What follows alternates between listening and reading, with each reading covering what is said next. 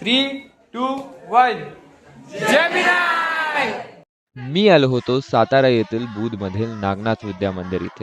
As a Google student ambassador मला इथल्या विद्यार्थ्यांसोबत AI बद्दल बोलण्याची, त्यांना टेक्नॉलॉजीची नवीन दुनिया दाखवण्याची संधी मिळाली. पण ऑनेस्टली आजची हायलाईट हे AI नव्हतंच. हायलाईट होते इथले विद्यार्थी.